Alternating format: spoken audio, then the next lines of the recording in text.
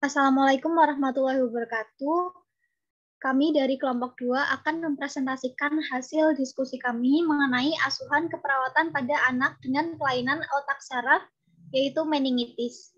Sebelumnya, perkenalkan kami dari kelompok 2 yang beranggotakan Eliza Andari Fauzan, NIM 19058, Ferdiana Saritidar, NIM 19074, Dwi Nanda Pratiwi, NIM 19077, dan Jessica Galuh Puspitasari, NIM 19135.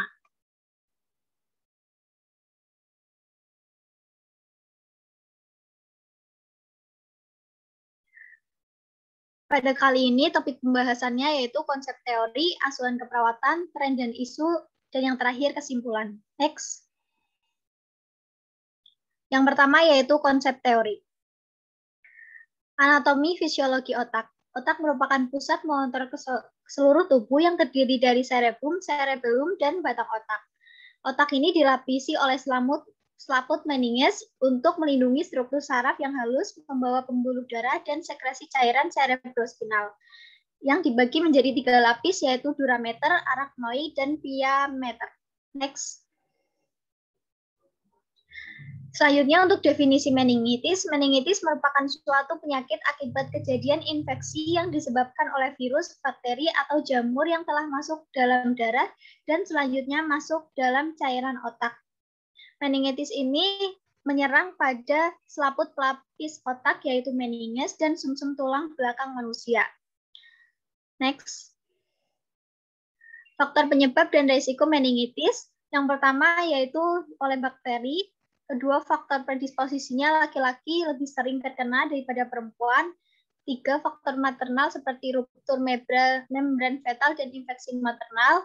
Keempat, faktor imunologi, dan ada faktor anak dengan kelainan sistem saraf pusat. Next. Tanda dan gejala. Menurut Suryadi, tanda gejala meningitis pada anak dibagi menjadi 3, yaitu neonatus, yaitu bayi menolak untuk minum ASI, refleks menghisap berkurang, muntah, diare, dan tonus otot berkurang, kurang aktif bergerak, dan tangisan lemah. Yang kedua, bayi usia 2-3 tahun, 2 bulan sampai 3 tahun, ditandai dengan malas makan, muntah, mudah tersimulasi, kejang, menangis, dan merintih, ubun-ubun menonjol, dan triase meningitis mengalami positif. Next. Anak-anak dan remaja, terjadi demam tinggi, sakit kepala, muntah, diikuti dengan perubahan sensori, kejang, mudah terstimulasi, dan teragitasi, fotofobia, delirium, halusinasi, perilaku agresif, stupor, koma, kaku kuduk, optotunus, terdapat tanda klinik dan Brudzinski positif, refleks fisiologis hiperaktif, Petechiae atau pruritus. Next. Hasil pemeriksaan penunjang, pemeriksaan darah, pemeriksaan kadar Hb, jumlah leukosit, platelet, elektrolit, kadar glukosa, kadar serum, dan kultur. Yang kedua, pemeriksaan fungsi lumbal, lalu ada pemeriksaan radiologis, pemeriksaan EEG, dan CT scan, serta MRI.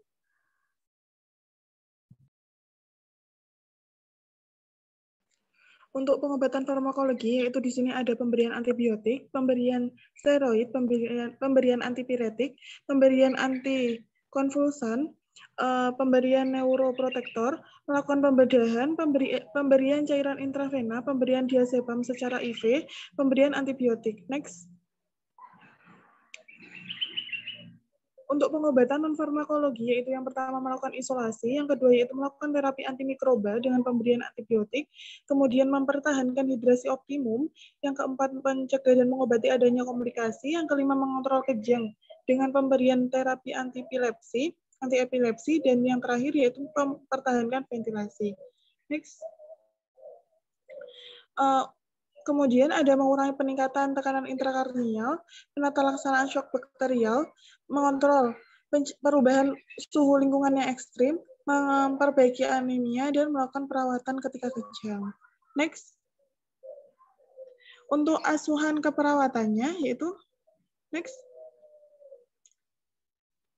kami mengambil kasus dari Jurnal Penyakit Menular Pediatrik tahun 2021 yang berjudul Viral Meningitis Associated with COVID-19 in a 9 years old child, case report yang disusun oleh Korous Yusefi et al. Next. Untuk pengajiannya, yaitu yang pertama ada identitas dengan nama A, umurnya 9 tahun, jenis kelamin perempuan, diagnosa medis meningitis virus, dan sumber informasi itu dari keluarga. Untuk riwayat penyakitnya yaitu keluhan utama, keluhan pasien yaitu demam, sakit kepala dan nyeri punggung. Kemudian untuk riwayat penyakit sekarang yaitu pada pemeriksaan klinis pasien, kekakuan otot kepala dan leher terlihat jelas, dan tes Brudzinski dan Kerniknya positif. Juga fotofobia dan diplopia dengan gerakan terbatas di mata kanan dan kelumpuhan syaraf ke-6 terlihat. Next. Untuk riwayat kesehatan terdahulu, yaitu pasien tanpa riwayat penyakit dalam. Untuk riwayat kesehatan keluarga, yaitu paman pasien tersebut mengidap COVID-19 dan menghubungi anak tersebut serta keluarga sebelum gejala klinis muncul. Untuk pengajian pola Gordon, yaitu pola persepsi dan pemeliharaan kesehatan, keluarga pasien membawa pasien ke IGD rumah sakit setelah 3 hari muncul gejala dan mengikuti segala rangkaian pemeriksaan. Next.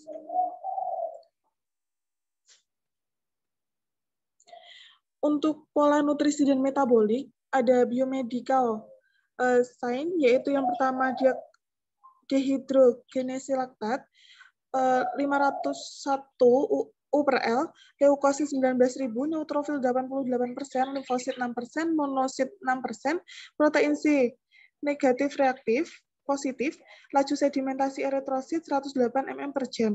Untuk pola hubungan dan peran, pasien nampak memiliki hubungan yang baik dengan keluarganya. Keluarga mendukung pengobatan pasien, sehingga pasien dapat mengikuti serangkaian pemeriksaan dan pengobatan dari rumah sakit. Next. Untuk pemeriksaan fisiknya, yaitu keadaan umum, pasien terlihat merasa nyeri. Untuk tanda-tanda vital, yaitu tekanan darah 80/50 mmHg, untuk nadi 76 kali per menit, untuk suhu 37,4 derajat Celcius, untuk saturasi oksigen 98%. Untuk pemeriksaan head to toe, kepala, kekakuan otot kepala, untuk mata terdapat edema singkat pada mata kanan, fotofobia dan diplopia dengan gerakan terbatas pada mata kanan, kelumpuhan saraf ke-6. Untuk leher yaitu kaku kuduk positif dan dada tidak terdapat gangguan. Next. Untuk ekstremitas atas dan bawah yaitu tes Brudzinski dan tes Kerniknya positif. Untuk terapi pengobatan yang digunakan yaitu ceftriaxone, terus vancomycin, hidroksikloroquine sulfat oral, hidroksikloroquine sulfat tab 200 mg. Kemudian pemeriksaan penunjangnya ada tes darah ditunjukkan dengan hasil tersebut, dan tes PCR yaitu COVID positif, dan radiografi dada tidak menunjukkan adanya gangguan paru-paru. Baik, untuk selanjutnya analisis masalah. Dari masalah yang muncul, kemungkinan etiologi yang dapat diturunkan yaitu sirosis hepatitis, hipertensi portal, lalu varises esofagus, ketekanan darah meningkat, lalu pembuluh darah pecah, dan perfusi perifer tidak efektif. Untuk diagnosa yang kedua, sirosis hepatitis, gangguan absorpsi vitamin K menurun, resiko perdarahan. Yang terakhir, sirosis hepatitis, inflamasi akut, dan nyeri akut. Untuk pathway-nya, next. Bisa dilihat di slide yang kami tayangkan. Next. Untuk diagnosa keperawatan, yang pertama, hipertermia berhubungan dengan proses penyakit ditandai dengan suhu tubuh 37,4 derajat Celcius. Lalu yang kedua, nyeri akut berhubungan dengan agen pencedera fisiologis ditandai dengan mengeluh nyeri punggung bawah. Lalu yang terakhir, resiko perfusi cerebral tidak efektif ditandai dengan kaku kuduk, tes Brudzinski positif, tes kemik positif, fotofobia, dan diplopia. Next.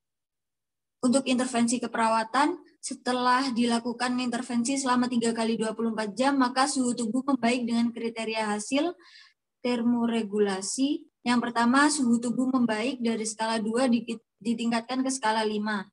Untuk intervensi yang kami ambil, manajemen hipertermia. Yang pertama, melakukan identifikasi penyebab hipertermia, memonitor suhu tubuh, memonitor komplikasi akibat hipertermia, sediakan lingkungan yang dingin, berikan cairan oral, dan hindari pemberian antipiretik atau aspirin. Lalu untuk diagnosa yang kedua, setelah dilakukan intervensi selama 3 kali 24 jam, maka suhu tubuh membaik dengan kriteria hasil, keluhan nyeri menurun dari skala 2 ditingkatkan ke skala 5. Untuk intervensi yang kami ambil, manajemen nyeri, yang pertama, melakukan identifikasi lokasi, karakteristik, durasi, frekuensi, kualitas, intensitas nyeri. Lalu mengidentifikasi faktor yang memperberat dan memperingan nyeri. Lalu memberikan teknik non-farmakologis untuk mengurangi rasa nyeri. Dan yang terakhir, menjelaskan strategi meredakan nyeri. Untuk intervensi yang kedua, pemberian analgesik bisa dilakukan dengan mengidentifikasi riwayat alergi obat, mengidentifikasi kesesuaian jenis analgesik dengan tingkat keparahan nyeri, lalu memonitor efektivitas analgesik, mendokumentasikan efek terapi dan efek samping obat, menjelaskan efek terapi dan efek samping obat, dan yang terakhir mengkolaborasikan pemberian dosis dan jenis analgesik. Untuk yang diagnosa ketiga, setelah dilakukan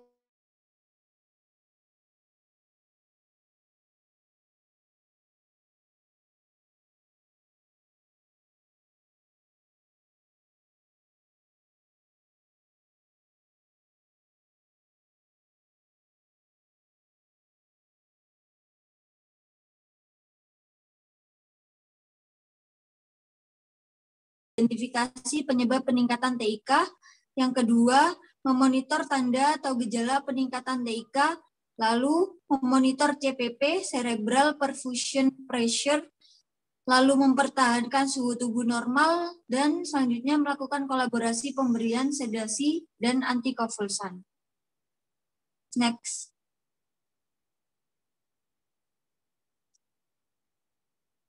Untuk implementasi keperawatan, yang pertama dilakukan pada hari Rabu 1 September 2021 pada pukul 7 hingga 9 waktu Indonesia Barat, melakukan identifikasi penyebab hipertermia, memonitor suhu tubuh, memonitor komplikasi akibat hipertermia, menyediakan lingkungan yang dingin, memberikan cairan oral, dan menghindari pemberian antipiretik atau aspirin. Evaluasi formatifnya, penyebab terjadinya hipertermia dikarenakan adanya infeksi jaringan di otak. Suhu tubuh pasien 37,4 derajat Celcius, lalu tidak ditemukan komplikasi, sudah dipersiapkan lingkungan yang sesuai, pasien mendapatkan cairan oral saat dirawat, pasien diberikan obat hidroksikloroquine sulfat oral dan hidroksikloroquine sulfat tab 200 mg.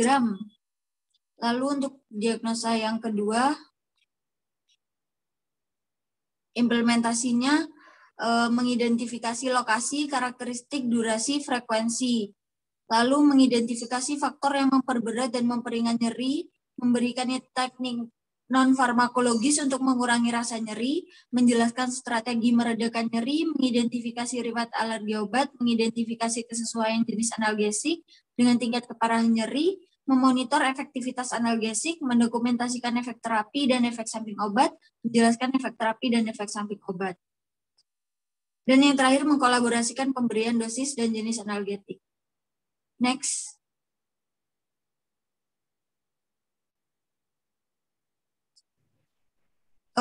Untuk yang terakhir, implementasi dilakukan dengan melakukan identifikasi penyebab peningkatan TIK, lalu memonitor tanda atau gejala peningkatan TIK, memonitor CPP, cerebral perfusion pressure, mempertahankan suhu tubuh normal, dan mengkolaborasikan pemberian sedasi dan antikonvulsan.